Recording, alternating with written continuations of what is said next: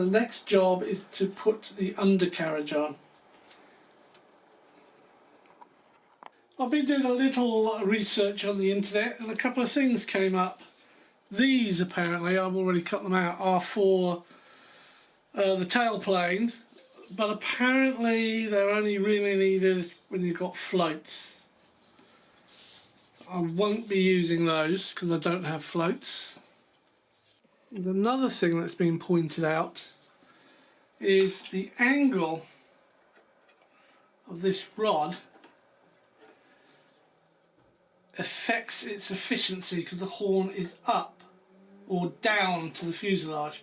So what I'm going to do is flip that around so the rod is more linear as the horn moves.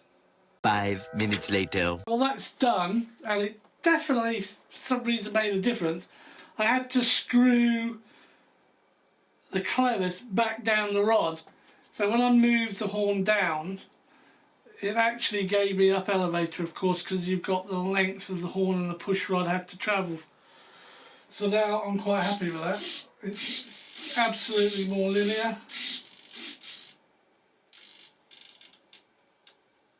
There we are. And of course it's more in line with this one. You can see how linear that is, the other one's like it. 1 hour later! Just put the nose wheel in. What you have to do, you have to obviously push the landing gear up through a hole. You have to hold it in place so it's straight and attach this arm, and I'll tell you this, these arms are cheap and nasty. There's another aircraft that I bought from Hobby King. I had a little bump landing with it and it completely snapped that arm in half. And it's cast and it's really hard to find a replacement and it's extremely hard to repair. So just be warned. I mean, a lot of you have already had these and they've flown them, but I don't like this tiller here at all. Anyway, it's got a grub screw at the end here that you have to tighten up. Well, obviously you're not going to put a hole through your fuselage. What you actually do is when you put the wheel in, you have the wheel turned as though it's flat facing forward, not the actual wheel part, but the axle is, and then you hold that in place with I used a pair of these things. You hold that in place here like that, and then you can get your hand in here and you tighten it up, and there's a little cutout on the shaft. You make sure it fits in there, lock it down tight, and the job's done. Here's the wheel. It's a little loose, but I can adjust that with a grub screw and a collet down here. Now there's a hole right the way back that's big enough. These holes, there's 1, 2, 3, 4, that are too small for the push rod to go into, but there is a hole in that arm that was already there, and it's one hole up from the screw. So you got the screw, you got one hole, second hole, that's where you put the push rod. If I put that in that way, it should be okay, but that indent bit comes out into the battery bay. Putting it in this way, it's out of the way. Now they don't tell you anything about that, and I'm actually tempted to cut that horn down to get that piece that's sticking out of the way. 15 minutes later. This is what I've ended up with. It's not ideal. I've cut that so it's well out of the way for the battery. And also this doesn't stick out over here. The clevis wouldn't connect, so it went through the hole, but the opposite side of the clevis where the male part pops into a hole, the hole was too big. It wouldn't actually, the ball wouldn't actually lock in. At the moment all I've done is put a bit of foam there, put a bit of fuel tubing in there to hold that shut on this tiller. See it work from here.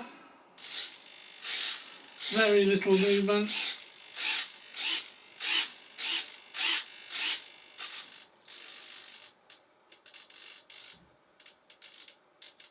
That's it centred. Yeah, that's about it. I mean, it's crazy. The rudder's going way over, that's hardly moving. But it's working. I don't know if it'll work when it's got weight on it. It's awful, awful. They could have done it so much better. It's cheap and nasty. That's what it is, cheap and nasty. Just to recap, I will have to replace this. If I can get one that can fit on this rod. I guess this is like a shock system. I do just want to show you this. There are the instructions for the landing gear. Blah, blah, blah, blah, blah, blah. And that's the picture they show you. What on earth is that about? There is nothing in there to indicate anything. There might be a tiny little piece there that you can't even make out. It's terrible. Oh, this is where the mains go. If I can remember where they are, there they are. And when I replace the wheels, you have to take the C-clip off, and you have to use this grommet and this collet at the back to adjust for the different hub thicknesses. You put the C-clip back on, and I've just covered it in foam tack, which goes off hard because it's a real loose fit. Anyway, there they are. They go in thusly, and they nestle quite nicely in there. Right, the last thing I want to do is to teach anyone how to suck eggs.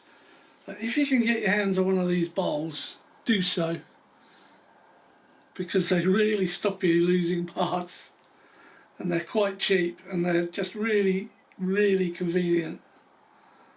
There you go. Well, they've got 4 of one type of screw and 4 of another, and I don't know which ones go there, so I'm going to have to check. One of the screws is what I call a servo screw, which has got a press plate just below the head, which makes it look like an integral washer as part of the screw. The other screws don't, and there are 4 separate washers. Let me see if I can focus in on those for you. There, that's what I call a servo screw, because it's got that integral washer as part of the head. Anyway, they're the ones that we use to screw in the undercarriage.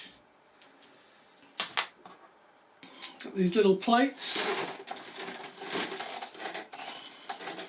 And the first thing I noticed is I think any one of these can go in. There's no particular way. These are self-tappers, and again that just sets alarm bells ringing with me, because you just screw it into plastic.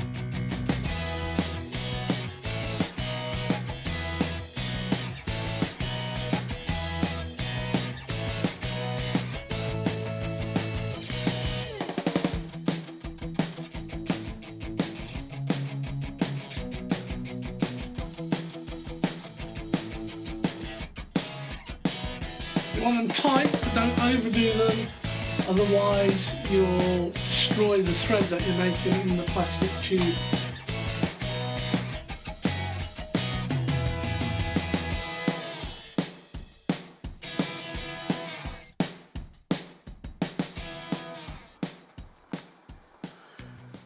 There we are, and to use one of my favourite quotes from the A-Team, I love it when a plan comes together, and I'll show you why. Replaced all the wheels, and she sits level. Yes, not tipping those down, not tipping those up like that, which could have easily happened. I'm happy with that. We know all that stuff works in there. Right, what's next? Something you must always have, not the mug, but when you build or assemble things, is a nice cup of tea if you're in England. I suppose in America it'd be coffee, but mine's tea. Cheers. What I've done is I've actually disconnected the push rod for the flaps. I'm going to put a bit of fuel tubing on them, but I'll leave them disconnected. Now, The reason I leave them disconnected now is I don't want to damage any of the servos when I put the receiver in and power up for the first time, because you can actually cause damage if, as an example, you might have to reverse the servo and you haven't, so your flap tries to push itself through the top of the wing. But the main reason for doing this is to get that out if I can. It's a tight fit. Get some tubing on it like this and then put it back.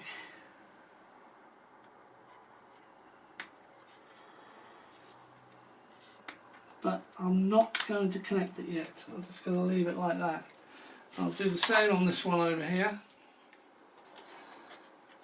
I'm not worried about it moving because I'm going to center them shortly. Over there. Now the holes on these are okay because they're already fitted.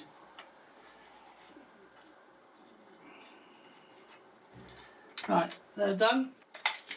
And lest I forget, I'm going to do the outer wings now as well. Outer wings, they've actually, you probably can't see, but they've got little dents on them. And all of that is from the packing. The packing, the way it's packed is not quite correct. I've been watching videos and I've noticed you get lots of little dents straight out the box, and I've got the same ones on this. Right, anyway, all I'm doing on here is disconnecting this and putting a tiny bit of fuel tubing on it. The first thing I do is find out where the hole is. Then I just pop it out. That one's already out, you see. Look at that. There we are.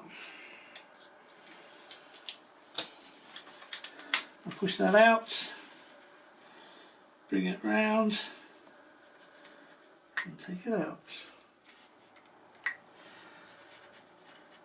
There we go. So we're going to connect these back up. Famous last words probably. Just want to see where. It's in the top hole. Top hole of the horn. And then push that down. These are easier to do. There we are, that slides over there. That's neat. I like that. So they're both okay. What we can do before we do anything is check that they are centered. Should be able to power the lights. Signal. Lights. Yeah. There we are. Turn those off. So both the lights are working fine. It's good to see. Okay, that's good. Now let's pause that. Put this on. Well, that's centered.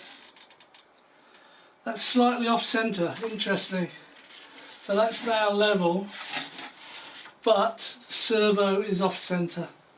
So if I center the servo, I've actually got a tiny fraction of right aileron there, and it'd be the same on the other. So I could actually trim those down. I'm not messing around because you'd only get a quarter turn and it won't fit on the horn. That's fine. Happy with that one. We come back to this wing. Should have the red LED in it, which it has. I can see it from here. Let's power up the LEDs. There we are. Red doesn't show up too well on the... I like the frosting, it makes it look quite cool. Yeah, that's good. Lovely bright light, wow. Okay, that one's okay. And let's do the aileron. Okay, that's connected. And it's the same. No, that's perfect, that one. So I'll only have to do a bit of a trim on that. Great. Both of those are okay. Let's get the centre wing on. Now this has a reverse option. I don't want it. A, because I'd have to put an 8-channel receiver in here, and I don't want to do that. I've got plenty of 6 channels, so by not having reverse, I think I'll be okay.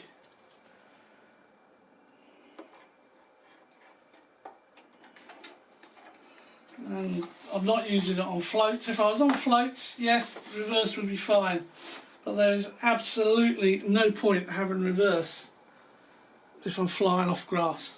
So that goes on there really well. That's all there. Put that down. There's a lot of tension there and there's no wiring underneath it. It's just the block it goes into. So let's get that one in there to start with. That can't be right. That just looks way too high. But it's definitely screwing in. It's got a lot to screw in there.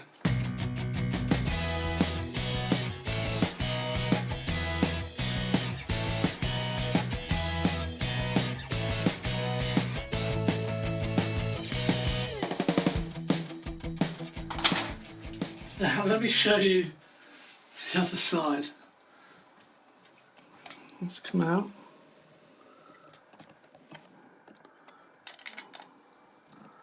Look how pretty that looks. That is,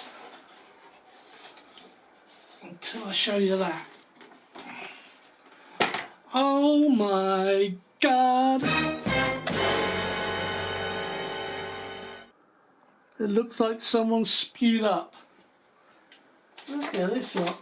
I think for this I am definitely going to need a robot stand.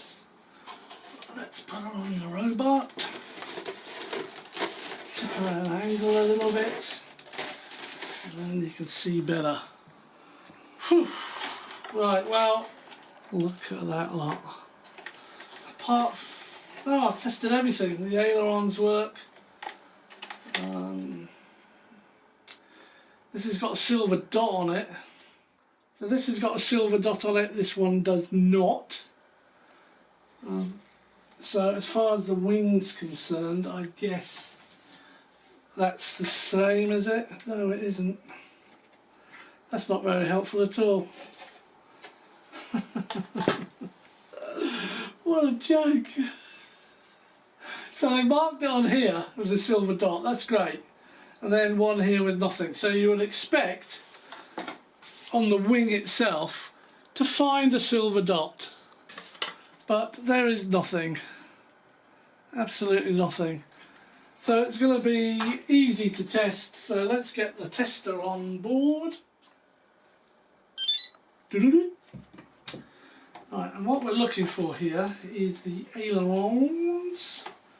Now I've got one aileron cable coming out, so I guess it's the single side of a big Y lead, because I can't think how else they've done it with just a single aileron. Yet the flaps they've done differently, because the flaps, oh no, the flap is also a single wire, but you can see the inside the fuselage, you can see the Y lead, but on the ailerons you can't, it's just a single lead. I'm a little bit confused. Let's plug that in. Okay, so nothing's going to happen because it's not connected. They're really tight, there we go. That's it. So that's working.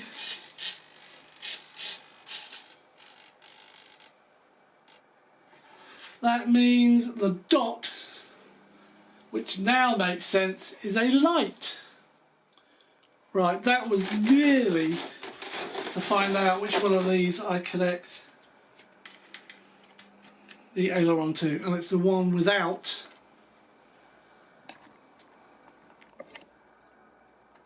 the dot. These are the wing bars. I guess you must have one for each side. They're made out of aluminium or aluminium if you live in the UK. Well, I shouldn't say if you live in the UK, it's aluminium if you're British. Okay, that just goes in there like that. This is really weird. Okay, so we know the light goes to the dot. Push that on. And we know the aileron goes to the dark side. Well, I guess it's all got to be shoved into the wing.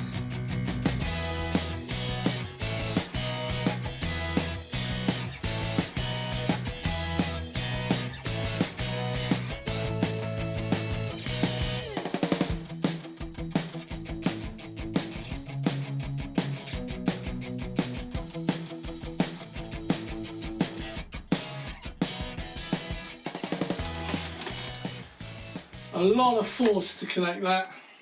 I might have to put the plane on its wing and very carefully apply pressure to it as I start screwing it in.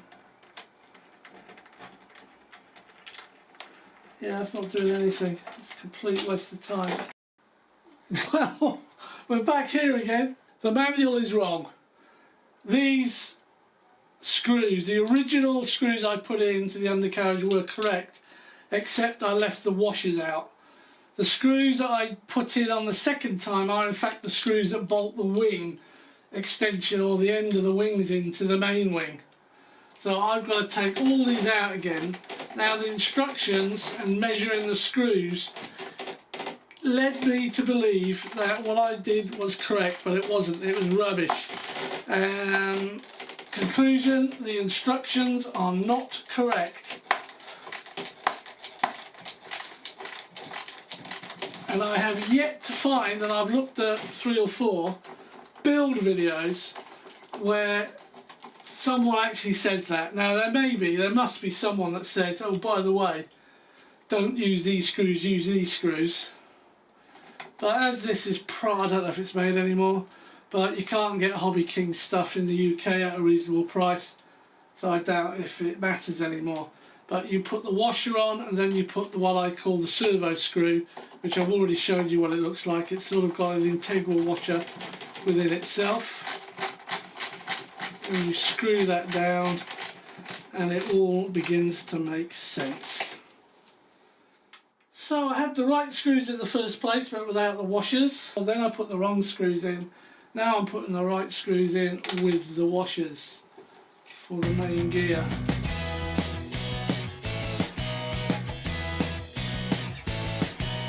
There we go. Right, that's done.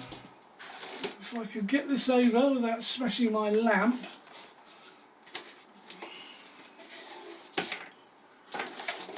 Now I've already put one of those screws in, but it's not something I'd like to do when I take it down to the field all the time.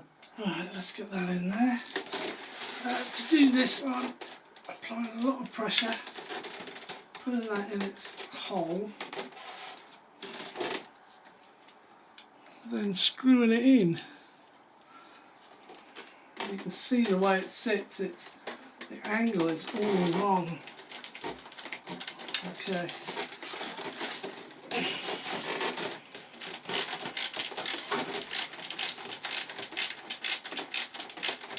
Yeah. Okay, that's good. That's good. Okay, well, I think they did it that way to reduce the size of the box. It's not for convenience to take it to the field at all. Anyway, let's get the other side in and we know what we're doing.